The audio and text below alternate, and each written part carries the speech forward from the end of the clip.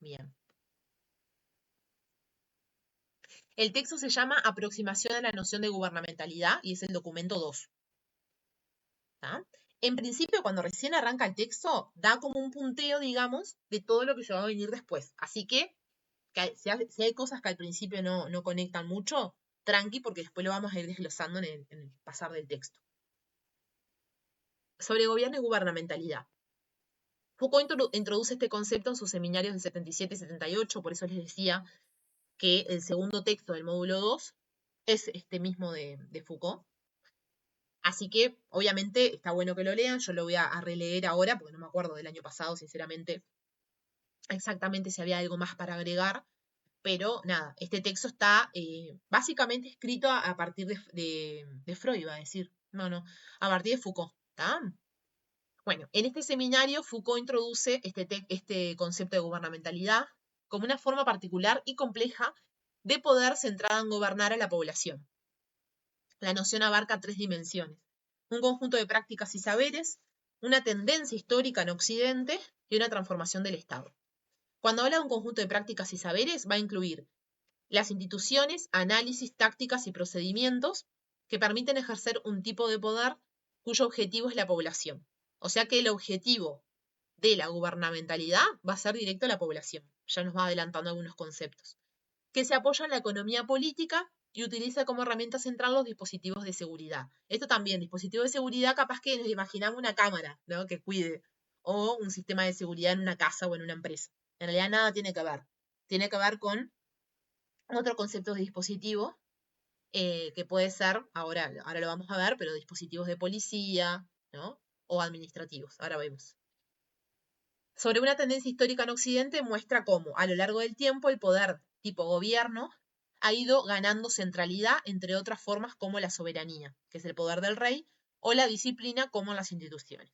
Y una transformación del Estado, describe cómo el Estado medieval, centrado en la justicia, pasó a ser un Estado administrativo y luego se volvió gubernamental, es decir, orientado a gestionar las poblaciones. Entonces, si pensamos en el concepto puntual de gobierno, gobernar significa conducir la conducta. ¿Ah?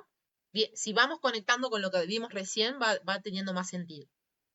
La noción de gobierno se entiende como conducir o guiar las conductas, y esto implica orientar comportamientos usando cálculos, estrategias y objetivos definidos. Todo esto vinculado, digo que lo vinculo porque pienso en, por ejemplo, bueno, ¿cómo oriento el comportamiento de las personas? Conociéndolas. ¿Y cómo las conozco, por ejemplo? A través de la disciplina de la psicología, ¿no?, de este disciplinamiento y de este proceso de psicologización.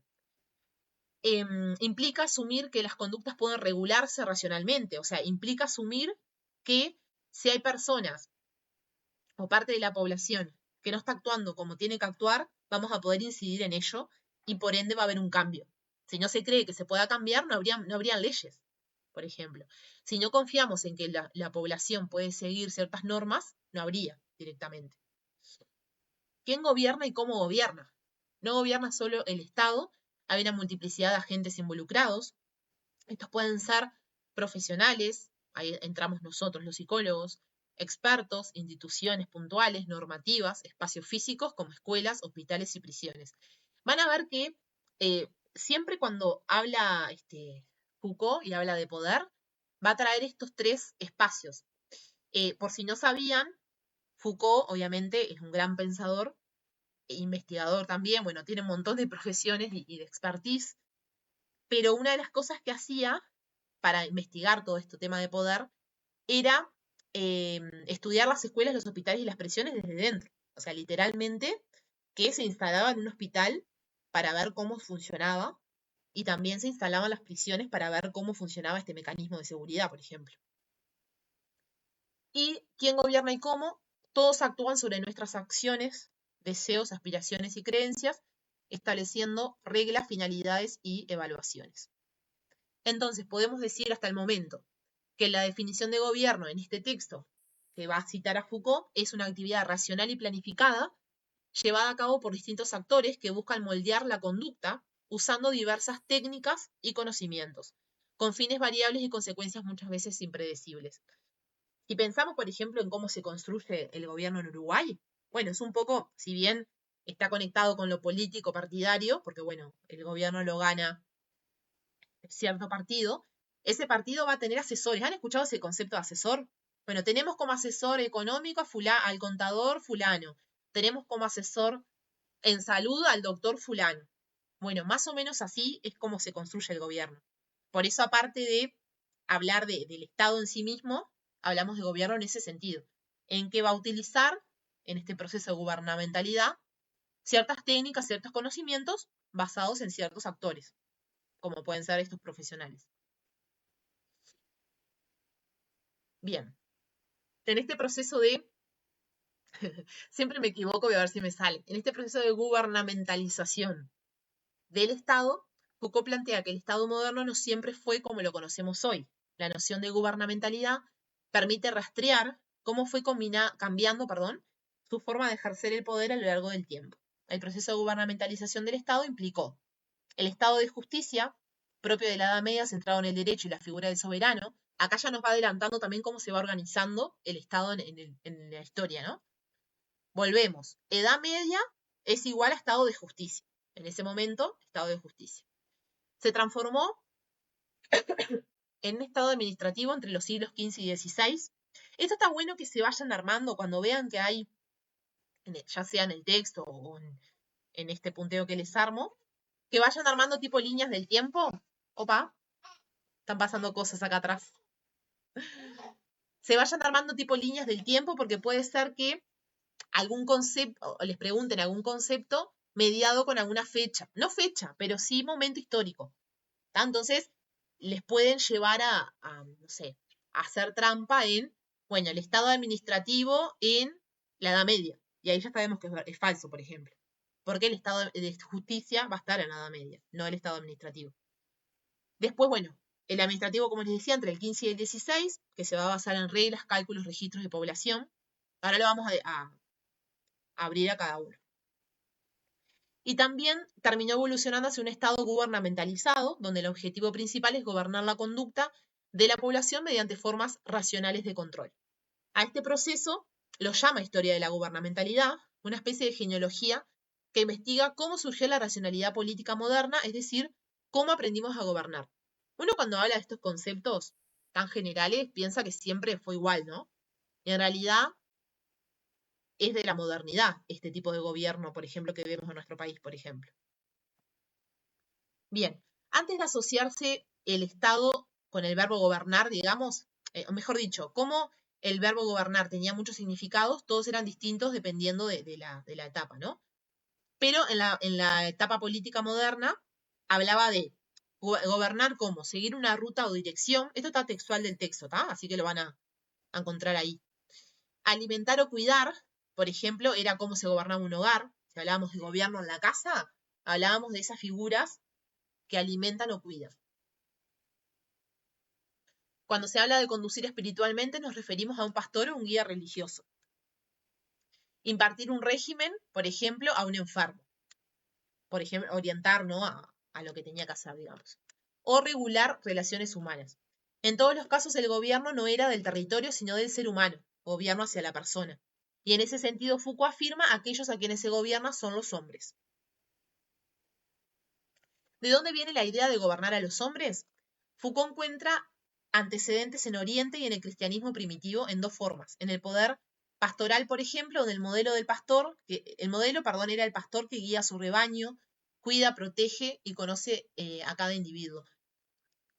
Esto del pastor hace como un paralelismo con el pastoreo de las ovejas. ¿Se dan cuenta? Como bueno, sigue todo el rebaño sigue a ese pastor. Bueno, digamos que se usa como esta metáfora en la iglesia para, bueno, si ustedes me siguen, van a poder, por ejemplo, ir al cielo, ¿no? Viene un poco de ese sentido, de este momento. En cuanto a, decía, en dos formas, ¿no? El poder pastoral y la dirección de la conciencia refiere a guiar el alma, orientar la vida moral o espiritual del otro. Estos modelos no son políticos en el sentido clásico, pero sí muestran cómo se desarrolló una forma de poder centrada en dirigir las conductas. Obviamente no es lo más conocido para nosotros, porque estamos hablando de hace un montón de tiempo, pero en realidad así se empezó a hablar del gobierno de los hombres. Este tipo de racionalidad será retomada más adelante por el Estado moderno. Lo que Foucault intenta mostrar, en este sentido, es que el poder estatal no se basa solo en leyes o represión, sino en la capacidad de gobernar conductas de manera racional, calculada y a gran escala. Esta forma de poder se fue formando históricamente combinando antiguas formas de dirección, como es la pastoral, porque no se va a eliminar. Vamos a ver cómo se da un proceso de gubernamentalidad y aparecen otros tipos de conducción de la conducta, pero no es que se deja de la pastoral. De hecho, hay mucha gente que todavía sigue como muy asociada a la iglesia, ¿no? Nuevas herramientas administrativas como los censos, estadísticas y economía política, y una lógica más general del gobierno de las poblaciones. ¿Vamos bien? ¿Se entiende lo del poder pastorado y todo eso? Está asociado con el cristianismo, básicamente. Bien. ¿Cuáles son las características centrales de este poder pastoral? Es religioso, basado en la relación entre Dios y su pueblo. Obviamente que toma al pastor como la figura que, que lleva como esta racionalidad, ¿no? De Dios. Bueno, a partir, por ejemplo, de la Biblia. En la Biblia no deberás tal cosa, no podrás hacer esta otro. El objetivo principal es la salvación y el cuidado permanente. La salvación, esto de la salvación del alma, ¿no? Es un poder individualizador. El pastor no solo cuida al grupo, sino a cada individuo. Actúa de forma constante y cercana, siguiendo de cerca la vida cotidiana de las personas. La iglesia, si bien ahora también está conectada mucho con lo social, en este momento estamos hablando de que literalmente para cualquier decisión las personas iban a la iglesia, ¿no? O se usaba mucho lo de ir a confesarse. Es muy de esta época. Bien, el cristianismo y el auge del pastorado. El pastorado se institucionaliza con fuerza en el cristianismo donde la iglesia toma la tarea de gobernar las conductas de los fieles para llevarlos a la vida eterna, un poco lo que veníamos diciendo más avanzado y con otras palabras. Se desarrolla un verdadero arte de guiar paso a paso durante toda la vida en cada aspecto. Se impone la obediencia como valor central, basado en una relación de sumisión personal y directa entre el creyente y su pastor. ¿Qué nos deja todo esto? O por lo menos, ¿qué nos deja analizar todo esto? De que en realidad el sujeto no tenía mucho libre albedrío, ¿no? Como esto de tomar sus propias decisiones basado en su racionalidad, sino que todo pasaba por esto, por el rol del pastorado o del pastor era importantísimo para tomar decisiones. No logra una libertad, digamos, los sujetos.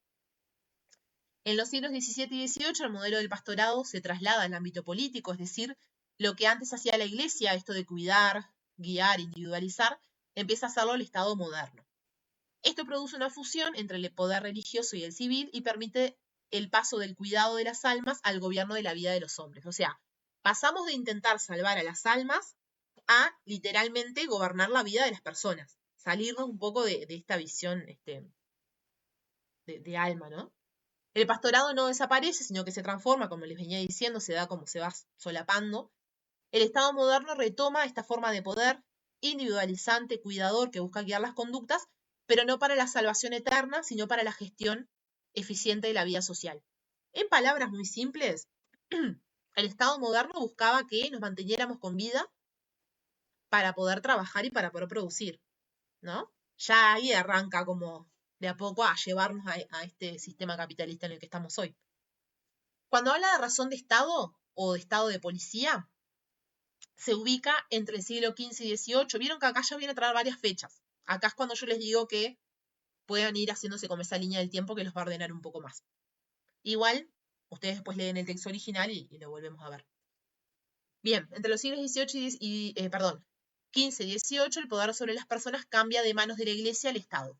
No desaparece el poder pastoral, sino que se transforma y ya no se trata de solo guiar las almas a la salvación, sino de gobernar la vida cotidiana de las personas en su conducta. Esto también es importante. Digamos, la forma de gobernarnos va desde todas las conductas de lo cotidiano y no de las grandes conductas. No se trataba de, no sé, no podés matar, como decía ¿cómo es? La Biblia, bueno, es un delito matar a una persona, sino que era desde lo básico, desde cómo cuidábamos nuestra salud, si nos vacunábamos, si no nos vacunábamos, si cuidábamos nuestra salud bucal, bueno, todo lo que después al Estado podría generarle un gasto, ¿no? Ya desde ahí habla de esto de gobernarnos. Foucault dice que en el siglo XVI comienza la famosa era de las conductas. Esto significa que empieza a haber una gran preocupación por cómo se comporta la gente. Aparecen múltiples instituciones que intentan guiar, corregir o formar las conductas, como lo es la iglesia, que ya lo venía haciendo, digamos. La familia se empieza a constituir como institución. La escuela, el propio individuo sobre sí mismo y, por supuesto, el Estado. Todo esto se articula especialmente en la infancia. Se empieza a pensar que hay que formar a los niños para que en el futuro se gobiernen a sí mismos.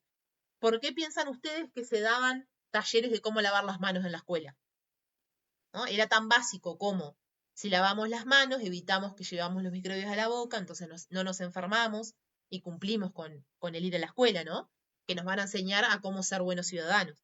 Entonces todo esto va adquiriendo sentido desde ese lugar. Así educar se convierte en una forma de gobernar políticamente, no solo moral o religioso. La educación va por el lado de ser ciudadano y no tanto de educar, por ejemplo, dentro de lo católico para, no sé, en este caso, que se salve nuestra alma. Acá era, bueno, lo que el gobierno necesitaba, de esa manera se educa a los niños. ¿Se va entendiendo esta primera parte? Vamos a ver algún otro concepto más y ya terminamos. Yo creo que estoy volando de fiebre, chicas.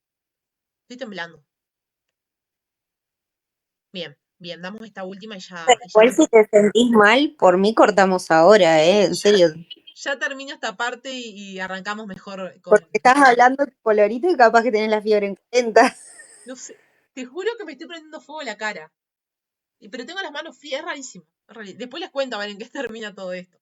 Bueno, terminamos con esta partecita y yo ya me voy a anotar dónde nos vamos a quedar. Bien, el razón de Estado entonces es una forma de pensar el gobierno que dice que el objetivo principal del Estado es conservarse y fortalecerse a sí mismo, por eso el cuidado de las personas, ¿no? Porque tiene que lograr sus objetivos y los objetivos del Estado los logra a través de la conducción de nosotros. Si nosotros no cumplimos con el Estado no puede mantenerse, digamos. Llámesele impuestos, llámesele mano de obra, ¿no? Se ven de diferentes lugares, digamos. No necesita justificar su acción ante Dios o ante el pueblo, sino que la legitimidad nace del propio Estado. Para gobernar bien el Estado necesita conocer la realidad, no solo las leyes o las normas. Todo esto conectado con lo que hablábamos del rol del psicólogo también, ¿no? Y de ahí surge la estadística, que es un saber técnico que le permite al Estado conocer la población, sus actividades, recursos, enfermedades, nacimientos y muertes. Después, en la próxima clase, ya vamos a ir al concepto de biopolítica, que un poco hace alusión a esta última parte, donde justamente se empiezan a hacer estadísticas de la salud de las personas, por ejemplo, para saber qué políticas se pueden poner en prácticas para que las personas no se enfermen, por ejemplo, porque después es un gasto para el Estado. Esto de los nacimientos y muertes también. Bueno, ¿hacemos campaña para subir la natalidad o al contrario? También la pregunta era, ¿en qué, digamos, qué tipo de personas nos conviene que se reproduzcan? ¿Nos da lo mismo que cualquier familia crezca o tienen que crecer algunas solas familias? ¿No? Un poco va como para ir a conocer a la población hacía que el gobierno, el Estado, tuviera información para poder crear políticas públicas, lo que hoy se le llama, ¿no? Antes se hablaba de programas, por ejemplo, ahora es, bueno, políticas públicas vinculadas a eso. ¿A qué necesita el Estado de las personas? ¿Ah? Va más o menos por ahí. Me voy a anotar por acá. Voy a cortar.